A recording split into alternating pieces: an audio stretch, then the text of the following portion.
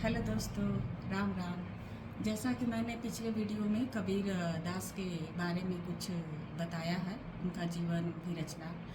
कबीर जो है वो निर्गुण धारा के प्रमुख संत रहे हैं। कबीर के अलावा भी निर्गुण धारा के अन्य और भी संत हुए हैं जो बहुत प्रसिद्ध हुए हैं, जिनमें रैदास है, गुरु नानक है और सुंदर दास है, मलूक दास है, जम्भनाथ, सिंगा जी, हरिदास निरंजनी, कबीर के पुत्र कमाल और उनके शिष्य धर्मदास की गणना इसी परंपरा में होती है। रैदास भी रामानंद के शिष्य कहे जाते हैं। अनुमानतः इनका समय 15वीं शती ही माना गया है। धन्ना और मीराबाई ने रैदास का उल्लेख बहुत ही आदरपूर्वक किया है। रैदास ने एकाध स्थलों पर अपने को चमार जाति का कहा है, जैसा कि रैदास खालसा चमारा या ऐसी मेरी जाति विख्यात चमार। रैदास काशी के आसपास के ही रहने वाले थे। रैदास के पद आदि गुरु ग्रंथ साहब में संकलित है। कुछ फुटकल पद सतबानी में भी है। रैदास की भक्ति का ढांचा निर्गुणवादियों का ही रहा है, किंतु उनके स्वर में कबीरदास की आक्रामकता नहीं दिखाई देती है। रैदास की कविता में निरीहता के साथ साथ कुंठा और हीनता के भाव भी विद्यमान हैं, पर भक्ति भावना ने उनमें वह बल भर दिया है जिससे वह डंके की चोट पर अपने को घोषित करते हैं कि उनके कुटुंबी आज भी बनारस के आसपास मुर्दा पशु ढोते हैं और रैदास उन्हीं के वंशज हैं।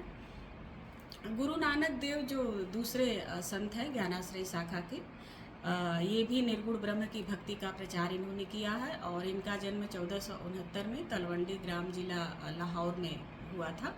कहते हैं कि इनके पिता इन्हें व्यवसाय की तरफ ले जाने का बहुत प्रयास किया, किंतु इनका मन जो है वो भक्ति की तरफ ही होता गया।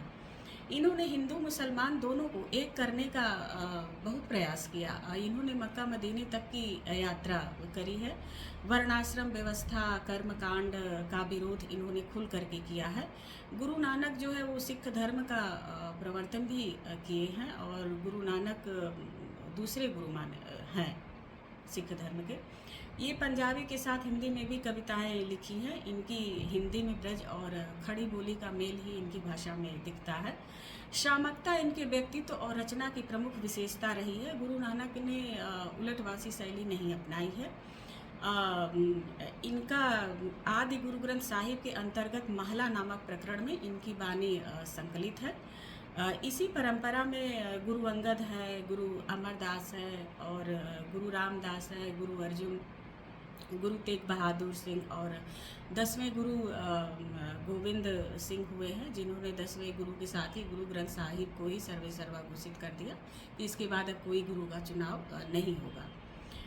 तो और ज्ञानाश्रय शाखा के ही एक प्रमुख संत रहे हैं सुंदरदास। तो ये ज्ञानाश्रय शाखा के सबसे ही सुसंस्कृत कवि हुए हैं। ये 6 वर्ष की आयु में ही दादू के शिष्य हो गए थे। इनका जन्म 1596 में जयपुर के दौसा नामक स्थान पर हुआ था। निर्गुण संत कवियों में सुंदरदास सर्वाधिक शास्त्रज्ञ और सुशिक्षित रहे हैं। कहते हैं कि नामा अनुरूप ये सुंदर भी बहुत थे।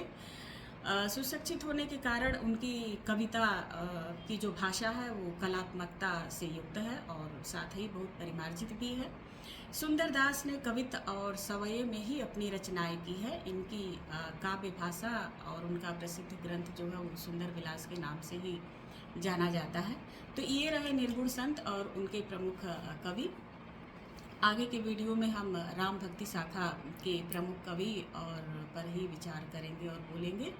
और प्लीज़ अगर आप लोगों को किसी और कवि के किसी प्रसिद्ध रचना या किसी जीवन के बारे में या कुछ अन्य जो भी जानना हो तो आप कमेंट में लिखिए, तो हम उस पर ज़रूर बोलेंगे। तब तक के लिए धन्यवाद।